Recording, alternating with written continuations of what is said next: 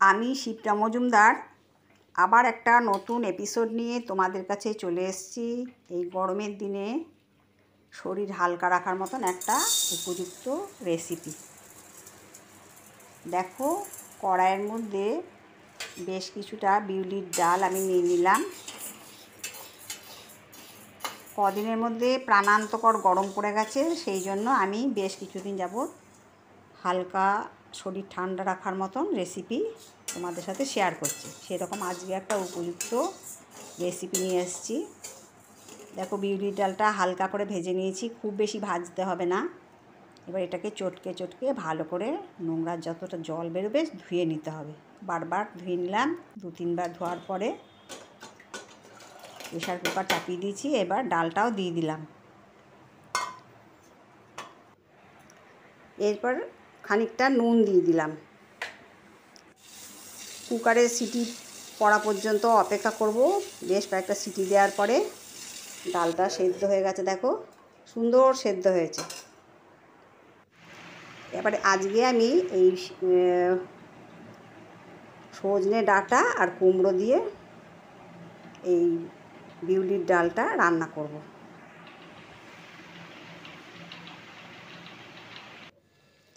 সজনে ডাঁটার উপকারিতা তো আমরা সবাই জানি, তাই শরীর ঠান্ডা যাতে থাকে সেরকম করে সজনে ডাঁটা দিয়ে বিউলির ডাল আর কুমড়ো দিয়ে ভীষণ সুন্দর একটা টেস্টি ডাল হয়। সজনে ডাঁটাগুলো খুব সুন্দর করে ছাড়িয়ে নিচ্ছি।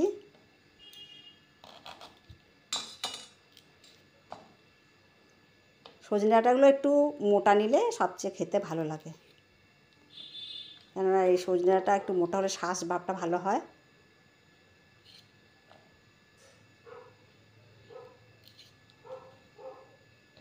এভাবে আমি সব ছালগুলো ছাড়িয়ে নেব আর পিস করে করে কেটে নেব।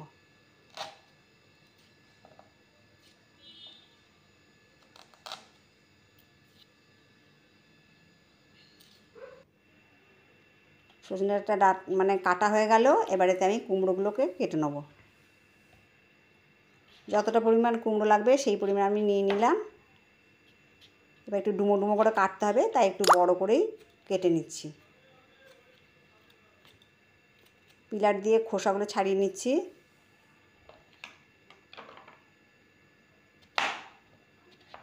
তোমরা যে যে পরিমাণে ডালটা রান্না করবে সেই পরিমাণে তোমরা কুমড়ো আর সজনে ডাঁটা নিয়ে নেবে।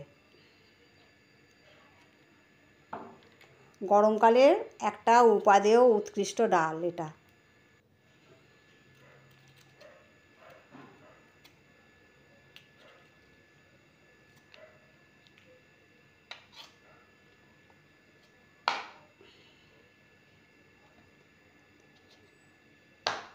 এই বিউলির ডালের সাথে আলু পোস্ত বা ঝিঙে আলু পোস্ত খেতে সবচেয়ে জমে। আমার যদি ঝিঙে আলু পোস্তর ভিডিওটা তোমাদের দেখতে ইচ্ছা করে, তাহলে শিপ্রা মজুমদার ডেইলি ব্লগে আমার চ্যানেলে তোমরা একটু দেখে নিও। আশা করি তোমাদের ভালো লাগবে। এই ডালটার জন্য আমার আর কি কি লাগছে দেখো, 2টো তেজপাতা, একটা শুকনো লঙ্কা নিয়েছি, মৌরি আর আদাটা কিছুটা ঘষে নিয়েছি। এইটা দিয়েই ডালটা করব। কড়াইতে পরিমাণ মতো তেল দিলাম।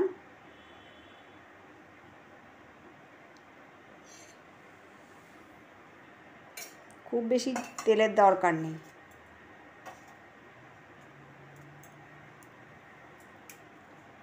এবার একে একে আমি লঙ্কাগুলোকে ফাটিয়ে দিয়ে দিলাম।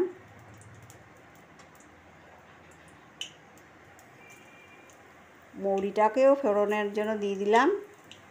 ভাজা অপেক্ষা করতে হবে। ভাজা যতক্ষণ না হয় সেই পর্যন্ত, সুগন্ধ ধরা পর্যন্ত অপেক্ষা করতে হবে।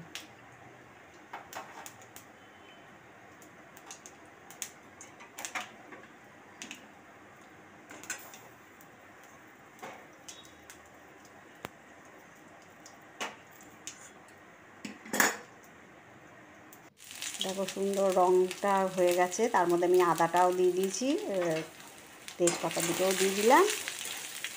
বেশি ভাজবো না।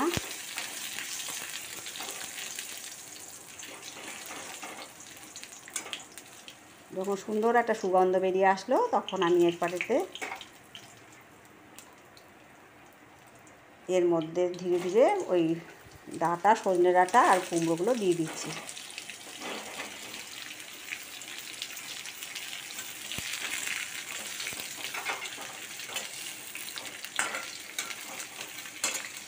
এই রেসিপিটা রান্না করা ভীষণ সহজ, খুব সহজেই হয়ে যায়। এর মধ্যে আর দেখো পরিমাণ মতো আমি নুন দিয়ে দিলাম আর পরিমাণ মতো হলুদ দিয়ে দিলাম।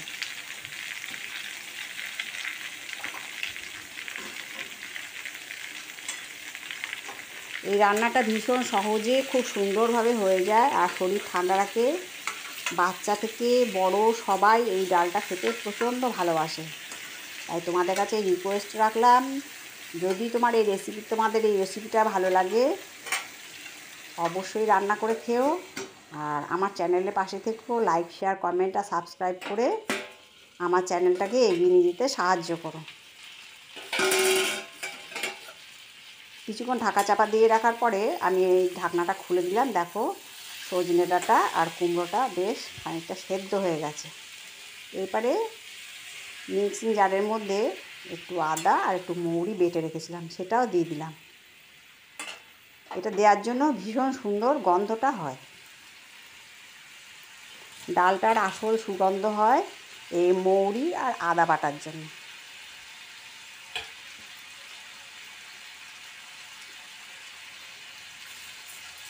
আর টেস্টটাকে ব্যালেন্স করার জন্য একটুখানি চিনিও দিয়ে দিলাম।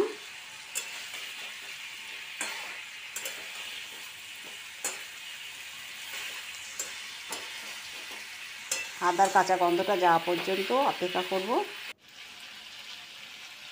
এবার দেখো ডালটাকে এবারে ধীরে ধীরে দিয়ে দিচ্ছি।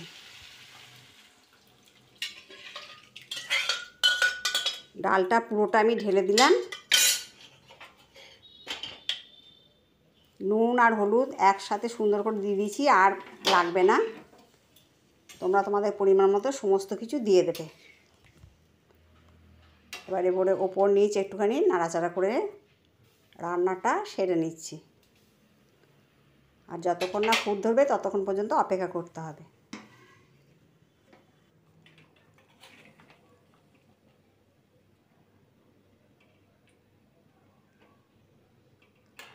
ডালটা দেখো কত সুন্দর কালার হয়েছে। তোমরা এইভাবে রান্না করে নিও। গরমকালে শরীর ঠান্ডা রাখার জন্যে এটা একটা উপযুক্ত ডাল।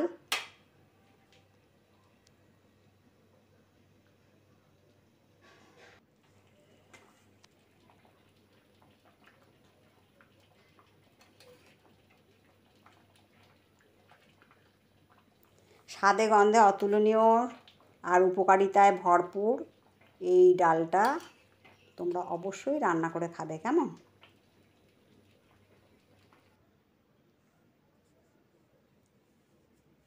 তাহলে পরবর্তী এপিসোডে আবার দেখা হচ্ছে।